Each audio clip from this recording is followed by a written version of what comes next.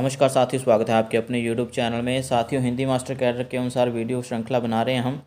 तो आज हम जो साहित्यकार को पढ़ेंगे वो है रामवृक्ष बेनीपुरी। मास्टर कैडर में, हिंदी मास्टर कैडर के पाठ्यक्रम में ये निबंधकार के रूप में लगे हैं। मुझे ये नहीं समझ में आता कि इनको निबंधकार के रूप में क्यों लगाया गया है, क्योंकि ज़्यादातर इनको प्रसिद्धि मिली इनके नाटकों की वजह से, ठीक है, रेखा चित्र और संस्मरणों की वजह से। तो निबंधकार के रूप में तो मैं इनको बिल्कुल कहूँगा कि नहीं लगाने चाहिए थे। चलो, 2-3 निबंध संग्रह इनके इम्पोर्टेंट हैं, वो हम आपको पढ़ा देते हैं फ़िलहाल। तो ज़्यादा इनके बारे में पढ़ने की आवश्यकता नहीं। यदि आप हिंदी मास्टर कैडर की परीक्षा की तैयारी कर रहे हैं तो जितना हो सकेगा हम जानकारी देंगे, क्योंकि पेड PDF हम लेकर आए हैं। तो अगर ये PDF की जो भाषा, मतलब जो शब्द हैं, वो आपको नहीं समझ में आए तो रोटेट मोड पर देखिए वीडियो को, ठीक है। रोटेट मोड पर देख लीजिएगा, ठीक है। तो बेनीपुरी जी के पूर्वज, मैं पढ़ना शुरू कर रहा हूँ साथियों। बेनीपुरी जी के पूर्वज बागमती नदी है जो बिहार में एक के अंचल में स्थित मुजफ्फरपुरी जिला अंतर्गत कटरा थाने के बेनीपुर गांव के रहने वाले हैं, ठीक है। तो बागमती एक नदी है बिहार में, ठीक है, उसके अंचल किनारे पर, ठीक है, स्थित है। मुजफ्फरपुर जिला है और कटरा थाना है वहाँ पर, और बेनीपुरी उसी कटरे थाने के करीब है गांव। तब बेनीपुर अत्यंत गरीब लोगों का छोटा सा गांव था, जहां के लोग साल भर बागमती की बाढ़ से दुखी रहते थे। गांव के चारों ओर पानी भरा रहता था, अतः उपज कम होती थी। बेनीपुरी जी के पूर्वज भी गरीब किसान ही थे। बेनीपुरी जी के पिताजी का नाम श्री फूलवंत सिंह था। इन्हीं के घर 23 दिसंबर सन 1899, ठीक है, 1899 में बेनीपुर जी ने जन्म लिया, ठीक है। उनके गांव के नाम से ही उनका उपनाम बेनीपुरी, रामवृक्ष वैसे असली नाम है इनका। तो माता जी बालक रामवृक्ष को बच्चा छोड़कर ही स्वर्ग सिधार गईं।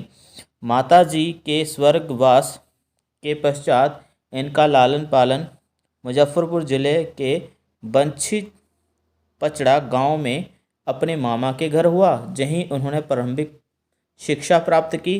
तदंतर बेनीपुरी जी मुजफ्फरपुर चले गए और अपने बहनोई के साथ रहकर अपने भावी जीवन की दिशा निर्धारित करने लगे। साथियों, इनके निबंध संग्रह जो पाए जाते हैं बिल्कुल सीमित अवस्था में हैं, तो उनको हम डायरेक्ट पढ़ लेते हैं। अभी हवा पर इनका पहला निबंध संग्रह माना जाता है, हवा पर, ठीक है। थोड़ा सा माफ़ कर दीजिए मुझे, थोड़ा सा, कि क्योंकि मैं साफ नहीं दिखा पा रहा हूँ आपको बिल्कुल स्पष्ट शब्दों को, लेकिन फिर भी मैं बोलूँगा, आप लिखते जाइए, क्योंकि बहुत मुश्किल से ये मुझे पेड PDF मिला है, ख़रीदा है, और तभी मैं आपके सामने प्रस्तुत कर रहा हूँ, ठीक है। तो हवा पर नामक पुस्तक का प्रकाशन 1949 लिखिए, ठीक है, 1949, ठीक है साथियों, 1949 ईस्वी जो हवा पर इनका पुस्तक है, ये एक निबंध संग्रह है साथियों। 1949 मतलब 1949 में किताब महल इलाहाबाद से इसका प्रकाशन हुआ था। इसमें 3 निबंध हैं, संकलित हैं इसके 3 निबंध। क्या क्या हैं? मैं कैसे लिखता हूँ में बेनीपुरी की बाहरी व्यक्तित्व की झांकी के दर्शन मिलते हैं। मतलब जो पहला निबंध है इसमें हवा पर में निबंध संग्रह में, उसमें है मैं कैसे लिखता हूँ। दूसरा है बिहार के लोकगीत। तीसरा है मैथिली साहित्य, ठीक है साथियों। ये 3 निबंध जो हैं इस निबंध संग्रह में है। उनका पहला निबंध संग्रह यही है, ठीक है साथियों। मैं सिर्फ निबंधों के बारे में पढ़ाने वाला हूँ, ठीक है। ओके साथियों, तो ये 3 निबंध आपने लिख लेने हैं। तो मैथिली साहित्य जो उनका तीसरा निबंध है, इसमें उन्होंने बेनीपुरी जी ने क्या किया, बिहार के प्रति अत्यंत लगाव, और जहाँ बिहार की लोक भाषाओं का, मतलब मैथिली हो, मगही हो, लोक भाषा है ना जी, उसके प्रति अत्यंत लगाव को रखा है, ठीक है। और क्या क्या लिखा है उन्होंने कि उन पर देहात के सहज और सरल जीवन के संस्कार पड़े हैं। इसमें जो संस्कार की झलकियाँ देखने को मिल जाती हैं।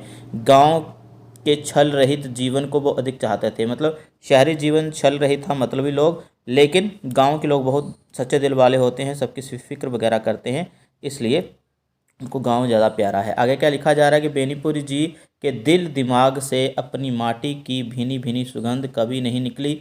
मतलब अपनी भूमि से, गांव की भूमि से, गांव देहात से वो बहुत ज़्यादा लाड प्यार किया करते थे, वही सुगंध उनके कृतित्व में अक्सर दिखाई देती है। तो साथियों, अगर आपको स्पष्ट रूप से दिखाई नहीं दे रहा है पीडीएफ का तो माफ़ करिएगा, क्योंकि हो सकता है कि आप भी कह रहे होंगे कि पता नहीं कहाँ से लेकर आए हैं। तो ये बड़ी मुश्किल से मैं पीडीएफ कलेक्ट करके लाया हूँ।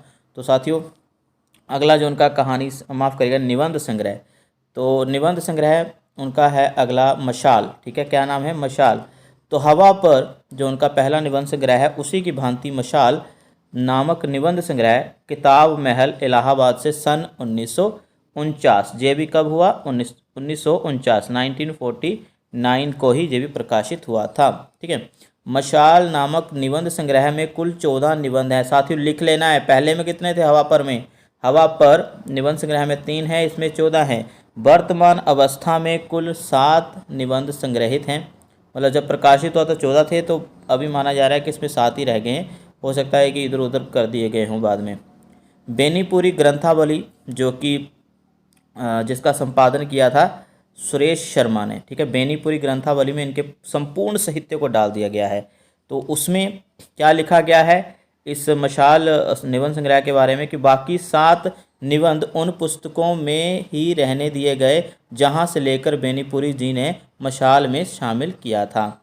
ठीक है, ऐसा इसलिए किया गया क्योंकि पहली बार जिन पुस्तकों में ये निबंध संकलित हुए उन पुस्तकों का स्वरूप यथावत बरकरार रहे। ठीक है, अपनी ज्योति से नए लोगों के लिए नए पथ का निर्देशन मशाल नामक निबंध संग्रह के निबंधों का सिर्फ परंपरागत स्वरूप से भिन्न रूप है। ठीक है, क्या कहा गया? अपनी ज्योति से नए लोगों के लिए नए पथ का निर्देशक मशाल नामक निबंध संग्रह के निबंधों का शिल्प परंपरागत स्वरूप से भिन्न रूप में है। इस बात का प्रमाण स्वयं बेनीपुरी जी ने मशाल की भूमिका में इस प्रकार दिया है। निबंध के परंपरागत स्वरूप हैं, कहता है निबंध के जो परंपरागत सबूत हैं उनसे ये निबंध पृथक पड़ते हैं। ये रेखा चित्र भी नहीं है। क्या इन्हें विचार चित्र कहा जा सकता है? प्रस्तुत निबंधों में विचार प्रधानता के साथ ऐन्द्रिक भाषा होने के कारण चित्रात्मकता भरपूर दिखाई दी गई है। तो 14 निबंध हैं, लेकिन अभी इसमें 7 ही रहने दिए गए हैं। ठीक है, तो अगला कहानी संग्रह जो है साथियों, ये है नई नारी। ठीक है, इसको भी आप लिख लीजिए। ये कब प्रकाशित हुआ? ये भी 1949 में ही प्रकाशित हुआ। ठीक है साथियों, लिख लेना है आपने। तो ये तो अभी इसका प्रकाशन वर्ष याद करने की आवश्यकता नहीं पड़ेगी, क्योंकि एक ही सन को तो तीनों के तीनों निबंध संग्रह प्रकाशित हो। तो नई नारी में क्या है? इसके अंतर्गत इतिहास और पुराणों में वर्णित स्वाधीन चेतना भारतीय नारियों के चरित्र की व्याख्या द्वारा नैतिकता के पुराने मानदंडों की चुनौती दी गई है। मानदंडों को, पुराने मानदंडों को, मतलब कुरीतियाँ जो हैं स्त्रियों से संबंधित उसको चुनौती दी गई है। और हजारों वर्षों से पिछती हुई नारी की स्थिति का विश्लेषण भी इसमें किया गया है। इस निबंध संग्रह के उद्देश्य को बेनीपुरी जी ने इसकी भूमिका में स्पष्ट किया है। इस निबंध संग्रह की भूमिका में क्या लिखा है कि नारी के बारे में हमारी कितनी मूढ़ धारणाएं हैं जिन्हें दूर किए बगैर हम अपने देश में नई मानवता की सृष्टि और विकास नहीं कर सकते। मानवता के इस प्रश्न पर हम गौर करें। इसी उद्देश्य से मैंने जो कतिपय निबंध लिखे हैं उन्हें नई नारी के रूप में पाठकों के सामने प्रस्तुत किया जा रहा है। नई नारी में बेनीपुरी जी का क्रांतिकारी विचारों की अभिव्यक्ति मिलती है। ठीक है, तो बेनीपुरी जी के क्रांतिकारी विचार इसमें मिलते हैं। जैसे कि पता ही होगा नई नारी कि उनको अभी चूल्हे चौके से निकलकर देश की कमान संभालनी है, नौकरी पेशा बनना है ना, हर वो कार्य करना है जो एक मर्द करता है। ठीक है, तो इसमें ऐसे विचार हैं। तो नई नारी भी इनका इम्पोर्टेंट निबंध संग्रह है, लिख लीजिए साथियों। बंदे बाणी विनायको, ठीक है, ये सबसे इम्पोर्टेंट इनका निबंध संग्रह मैं मानता हूँ। इससे प्रश्न बनते हैं। ठीक है, तो ये पूछ लिया जा सकता है कि वंदे बाणी विनायको कब प्रकाशित हुआ, कितने निबंध हैं और किसका है ये। तो आपको तो पता ही है कि राम वृक्ष बेनीपुरी का है। तो पढ़ना शुरू कर रहा हूँ कि बेनीपुरी जी की साहित्यिक और सांस्कृतिक विचारधारा से भरपूर 25, जहाँ 25 लिखा है 24 नहीं लिखा है साथियों। ठीक है, देवनागरी अंकों में 5 को ऐसे लिखा जाता है 4 की तरह। तो 25 निबंधों का संग्रह जिनमें से 2/3 निबंध नई धारा के संपादकीय रूप में छपे थे। तो आत्माराम एंड सेंस, ये एक प्रकाशन संस्था है साथी जो पुस्तकों का प्रकाशन करती है, ठीक है। आत्माराम एंड सन्स, तो इन्होंने इस पुस्तक का प्रकाशन किया, इस निबंध संग्रह का 1957 में। कितने में? 1957 में, 1957 में, ठीक है साथियों। तो ये याद रखना है आपने, लिख लीजिए आप, देवनागरी अंकों में लिखी गई संख्या है। बेनीपुरी जी द्वारा दिया गया इस निबंध संग्रह के संबंध में खुलासा इसी की भूमिका में इस प्रकार से है। तो इसकी भूमिका में बंदे वाणी विनायकों की भूमिका में क्या लिखते हैं बेनीपुरी जी? लिखते हैं कि मेरे साहित्यिक निबंधों का जो पहला संग्रह है, मतलब वैसे तो उन्होंने 1949 में मशाल, नई नारी, है ना, हवा पर जैसे निबंध संग्रह तो लिखे, लेकिन वो अपने आप में कहते हैं कि मेरे जो वास्तविक साहित्यिक निबंध हैं वो इसी निबंध संग्रह में देखने को मिलते हैं। मेरे साहित्यिक जीवन के सिलसिले में मेरे मन में कुछ प्रश्न उठते रहे, कुछ समस्याएं आती रहीं। उन प्रश्नों के उत्तर, उन समस्याओं के समाधान ढूंढने के क्रम में जो विचार मेरे मन में उठे, उन्हें लिपिबद्ध मैंने इस निबंध संग्रह में किया है। यही कहना चाह रहे हैं वो। इस प्रकार वंदे वाणी विनायकों के निबंध में कला, संस्कृति, साहित्य संबंधी विचारों की प्रधानता है। तो ये प्रश्न बन सकता है कि उनके किस निबंध में कला, संस्कृति और साहित्य संबंधी विचार हैं। तो आपने निसंदेह टिक करना है तभी वंदे वाणी विनायकों के ऊपर। समाज में साहित्य का स्थान, विशिष्ट अभाव आदि व्यापक प्रश्नों पर बेनीपुरी ने अपने साहित्यिक निबंधों में अपने विचार प्रस्तुत किए हैं, ठीक है साथियों। तो ये आपको मैंने बता दिया। अभी साथियों एक और उनका निबंध संग्रह मिलता है, वो उसका नाम है अत्र तत्र। क्या है नाम? अत्र तत्र। इसको पढ़ लेते हैं, तो ये पढ़ना बहुत लाजमी हो जाता है इसको।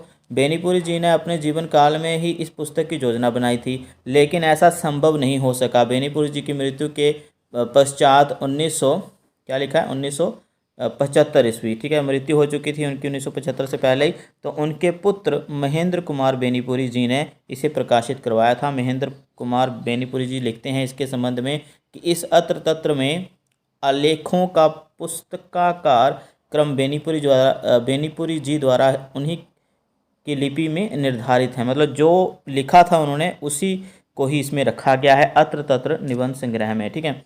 इस पुस्तक में कुछ साहित्यिक और सांस्कृतिक परंपराओं को बेनीपुरी जी के द्वारा याद किया गया है। तो साथियों ये उनके निबंध संग्रह थे। साथियों जितने उनके निबंध संग्रह थे मैंने बता दिए। अभी एक और इम्पोर्टेंट है, इसको मैं मोस्ट इम्पोर्टेंट मानता हूँ, ललित निबंध। उन्होंने ललित निबंध मतलब जो मन को भा जाते हैं वो वाले निबंध, ठीक है, हल्के फुल्के निबंध ऐसे भी लिखे। तो ललित निबंध जीवन को संपूर्णता में देखता है। ललित निबंध जीवन को संपूर्णता में देखता है। और ऐसा नहीं कि ललित निबंध संग्रह लिखा, बल्कि इसके ये तो विशेषता है निबंध की, ललित निबंध, हल्के फुल्के निबंध जो होते हैं, ठीक है। और जो निबंध संग्रह का नाम है वो है सतरंगा धनुष, ठीक है। सतरंगा धनुष क्या है? सतरंगा धनुष।